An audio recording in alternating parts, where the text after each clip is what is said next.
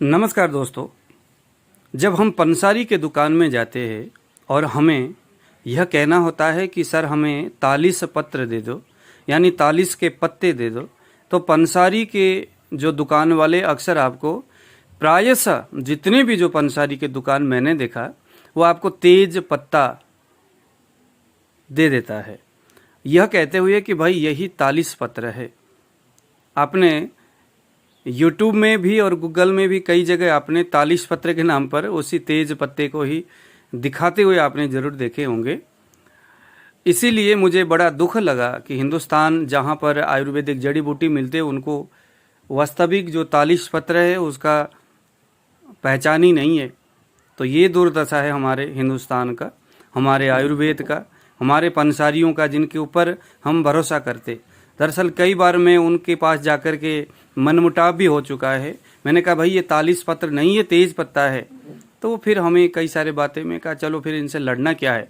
तो आप भी अगर आयुर्वेदिक वैद्य हो, 43 पत्र लेने के लिए पंसारी के दुकान में गए हो, आपको 43 पत्र का पहचान नहीं है, दिखता कैसा है, गुण धर्म भी इसका क्या है, तो यह आज का वीडियो आपके लिए बेहद मज़ेदार है, बेहद ज्ञानवर्धक है।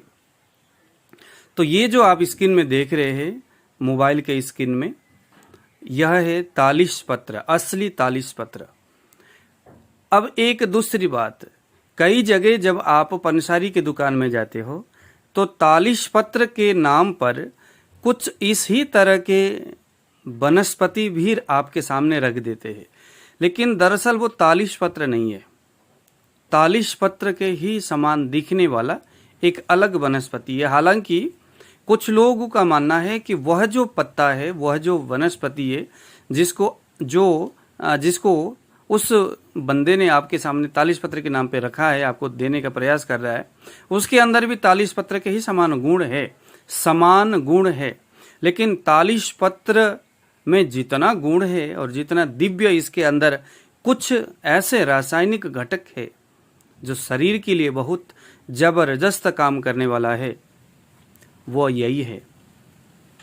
इसको मैं इसीलिए मैंने खुद जाकर के इसको तोड़ के ले आया हूँ, क्योंकि हम लोग गए थे जटामां से ढूंढने के लिए, तो वहाँ पर 43 के बड़े बड़े पेड़ भी थे, तो वहाँ से मैंने इसको भी उखाड़ के ले आया। दरअसल दोस्तों, यह जब सूख जाता है, अभी मैं जब इसको वीडियो बना रहा था तो इसमें से एक बहुत अच्छा सुगंध इसका आता है और बहुत ही मतलब पूरा कमरा पूरा ही इसके सुगंध से भर जाता है।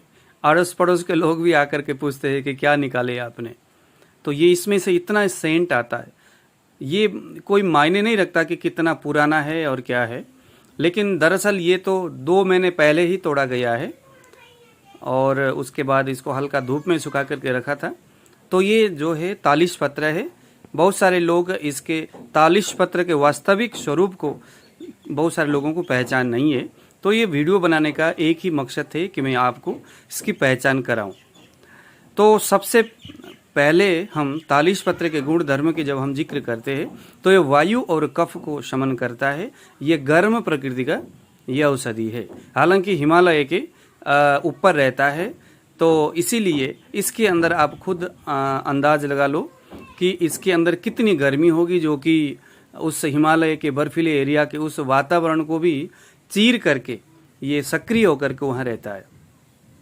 तो ये दीपन पाचन करता है शरीर के अंदर, ये कृमिघ्न भी है। और सबसे बड़ी आजकल इसके ऊपर बड़े बड़े जो साइंटिस्ट है वो रिसर्च कर रहे कैंसर के ऊपर, ऐसी मान्यता है। और अक्सर बड़े बड़े जो कंपनी है वो ये कर रहे कि इसके पत्ते से, इसके डंडों से तेल निकाल करके कैंसर जैसा भयानक जो ब्लड कैंसर है वहाँ पर इसके प्रयोग कर रहे हैं और कहते हैं कि इसका बहुत अच्छा सकारात्मक परिणाम सामने आ रहा है। तो ये इस 43 पत्र के ऊपर एक नया रिसर्च जो आज लोगों के और आपके और हमारे सामने आ रहा है।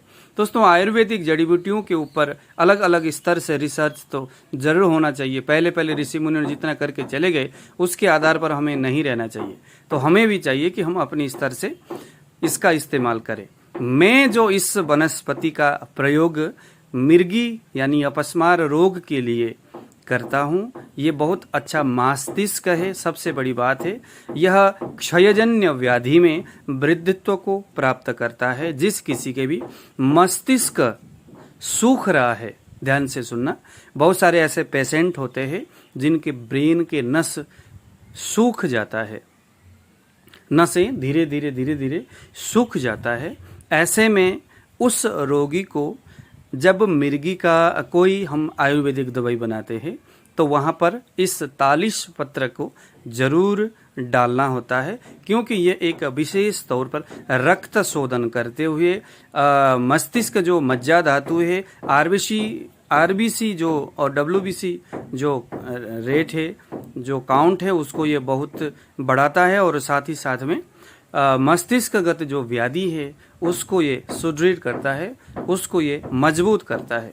और भी बहुत सारे प्रयोग लोगों ने तालिस पत्र के इस दिव्य वनौषधि से किया है, लेकिन मुझे जो मेरे गुरुओं ने जो सिखाया था और मैं खुद पर्सनल तौर पर इस वनस्पति का प्रयोग करता हूँ, वो एपिलेप्सी के ऊपर करता हूँ। अगर कभी भगवान की कृपा हुई तो मैं ज़रूर इसको कैंसर के ऊपर भी इसके तेल निकाल करके करूँगा। मैं नेपाल में आया और यहाँ पर मैंने किसी वैद्य जी से सुना कि तालिस के पत्ते, इसके तेल निकाल करके जवाखार और निर्गुंडी का जड़ और पपीते, इसको एक घड़े में डालकर पपीते, जो पपीता है उसके फल से कच्चा दूध को निकाल के उस घड़े को भरा जाता है, फिर कपरौती करके उसको आग के अंदर डाल दिया जाता है, फिर वो राख बनता है। उस राख का प्रयोग कैंसर के ऊपर करते हैं, ऐसा कह के उन्होंने हमें बताया था। लेकिन मैंने अभी तक इसका निर्माण नहीं किया, नहीं मैंने कभी इसका प्रयोग किया है। तो बहरहाल कभी जब समय मिलेगा, कोई ऐसा रोगी आएगा तो ज़रूर मैं कैंसर के ऊपर इस दवाई का निर्माण करता हूँ। दूसरी बात, मैं रहता हूँ पंजाब में और कहीं पर भी ये दवाई मिलता ही नहीं है, मतलब यह वनस्पति नहीं मिलता, इसीलिए इसको प्राप्त करना मेरे लिए बहुत मुश्किल हो जाता है। ये किसी पंसारी की दुकान में अक्सर मिलता नहीं है, विशेष करके जो शहरी इलाका है। जो पहाड़ी एरिया है वहाँ पर तो शायद मिल जाए, वो भी तालिस पत्र के नाम पे बहुत ही कम इस वनस्पति को प्रयोग करते, जबकि वास्तव में जो तालिस पत्र है बेहद खुशबूदार तालिस पत्र इसी का ही नाम है। तो इसको जरा आप ध्यान से देखिए, बड़े ही गौर से इस वीडियो को आप देख करके आप अंदाज लगाइए, जब आप दुकान में जाओगे तो कोई आपको तेज पत्ता न थमा दे। ये भी बड़ी देखने और समझने वाली बात है। तो इस वीडियो को देखिए ज़रा ध्यान से, इस तरह से पत्ते इसके होंगे और इसका खुशबू जब इसको रखोगे सूख जाए तो फिर कमरे के अंदर रखो, बस इसको आग में डाल दो, कोयले में, फिर देखना ज़रा इसके जो धुआं जो निकलेगा कितना खुशबूदार होगा। तो दोस्तों ये है तालिस पत्र। क्योंकि मैं खुद कई बार पंगे ले चुका हूँ उनसे, पंसारी वालों से, और इसीलिए मुझे इसको कलेक्शन भी करना था। हालांकि मैंने बहुत कम किया, क्योंकि अब यहाँ से हमने प्लेन में चढ़ना है और जाना है, वहाँ पर लिमिटेड सामान ही हम रख सकते हैं। मैंने वैसे भी बहुत सारे जड़ी बूटियाँ अभी तक मैं कलेक्शन कर चुका हूँ, तो मैं ज़्यादा नहीं ले पा रहा था, इसीलिए मैंने ये देखिए थोड़ा ही मैंने कलेक्शन किया।